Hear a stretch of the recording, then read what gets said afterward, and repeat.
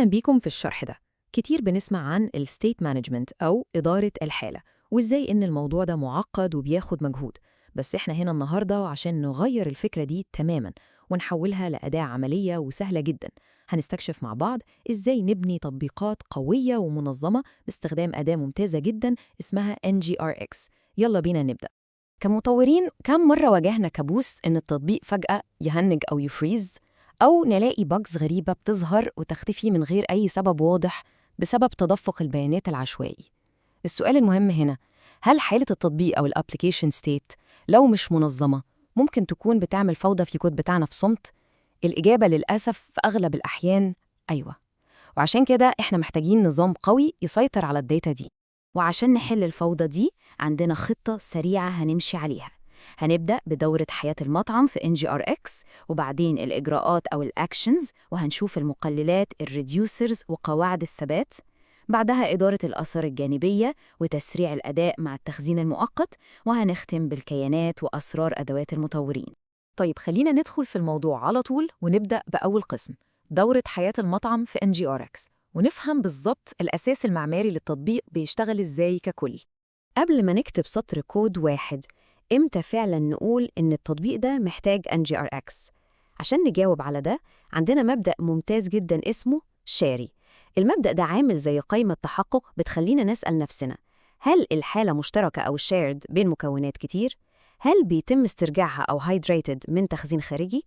هل لازم تكون available ومتاحة وإحنا بنتنقل بين الصفحات؟ هل بيتم استردادها بتأثيرات جانبية أو retrieved؟ وهل بتتأثر أو impacted بأحداث تانية؟ لو الشروط دي موجودة يبقى استخدام NGRX هو القرار المعماري الصح من غير تفكير. وعشان نبسط المصطلحات التقنية دي، تخيلوا معايا كده إننا جوه مطعم.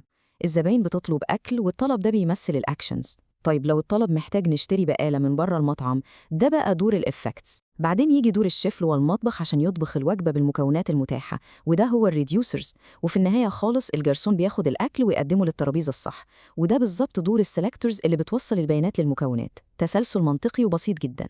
نتنقل دلوقتي للقسم التاني، الإجراءات أو الأكشنز، واللي لازم نعتبرها أحداث مش أوامر. خلينا نشوف أول خطوة في الدورة دي بتتم إزاي. وده بيوضح ببراعة الفرق بين إننا ندي أمر وإننا نسجل حدث. الأوامر العامة زي زيادة العداد بتخلي المكون يتدخل في شغل غيره ويدي أوامر مباشرة، وده مش صح. لكن في NGRX الأفضل إن الأكشنز توصف حاجة حصلت بالفعل في مكان محدد، زي مثلاً إن زرار تسجيل الدخول انداس في صفحة الدخول. بالطريقة دي المكون بيبلغ بس عن الحدث اللي حصل، وبيسيب الستور هو اللي يقرر هيعمل إيه بالمعلومة دي. ونوصل للقسم الثالث، المقللات أو الريدوسرز وقواعد الثبات. ده بقى الشيف اللي جوه المطبخ، المكان اللي بيحصل فيه الشغل الفعلي عشان نحدث حالة التطبيق. القاعدة الذهبية للشيف بتاعنا هنا هي إنه لازم يشتغل كدالة نقية أو pure function. يعني إيه الكلام ده؟ يعني الشيف لازم يستخدم المكونات اللي بتجيله في الطلب بس، ويطلع نفس النتيجة كل مرة.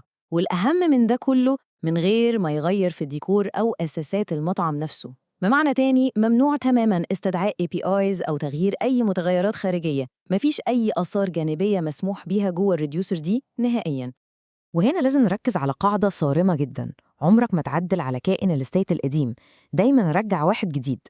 لو كسرنا القاعدة دي، احنا مش بس بنبوظ خاصية التايم ترافلينج ديباجر اللي بتنقذنا في اكتشاف الأخطاء، لأ، احنا كمان بنعمل مشاكل ضخمة في تزامن واجهة المستخدم مع البيانات، خصوصا لو بنستخدم on push change detection. الثبات أو الإيميتابيليتي هنا خط أحمر. دايما وبدون استثناء لازم نرجع نسخة جديدة من كائن الحالة. وندخل على القسم الرابع، إدارة الآثار الجانبية بشكل صحيح. يعني إزاي نتواصل مع العالم الخارجي أو نعمل استدعاء API من غير ما نكسر قواعد الدوال النقية اللي لسه متكلمين عنها. هنا بقى بيظهر دور الإفكتس. لو قارنا بينهم بوضوح هنلاقي إن الريديوسرز مسؤولة عن تغييرات نقية في الذاكرة وبس، لكن الإفكتس هي اللي بتشيل الليلة لما نحتاج نتعامل مع APIs أو الأكواد غير المتزامنة.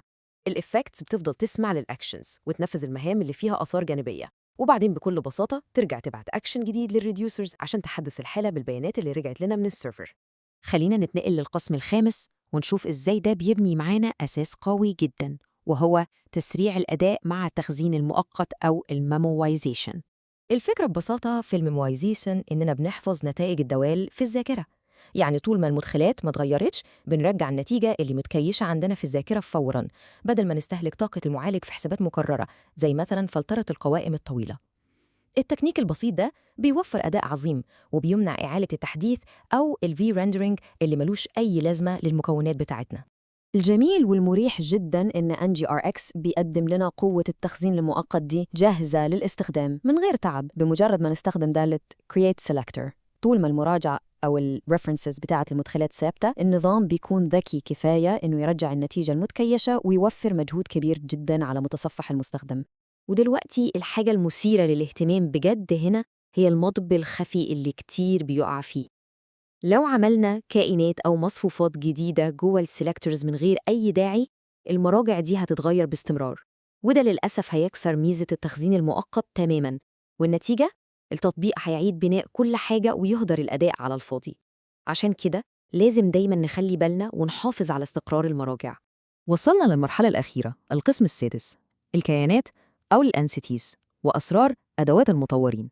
خلينا نشوف إزاي نتخلص من الأكواد المكررة المملة ونحترف بيئة العمل.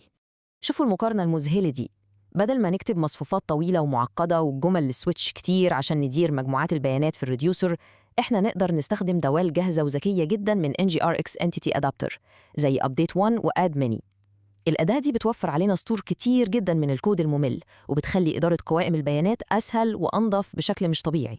إذن النقطة الحاسمة هي إننا عشان نستفيد من أدوات المطورين لأقصى درجة لازم نلتزم بشوية ممارسات، زي إضافة ستور فريز في بيئة التطوير عشان نضمن إننا ما نعدلش الحالة بالغلط، والأهم من ده كله دمج راوتر ستور.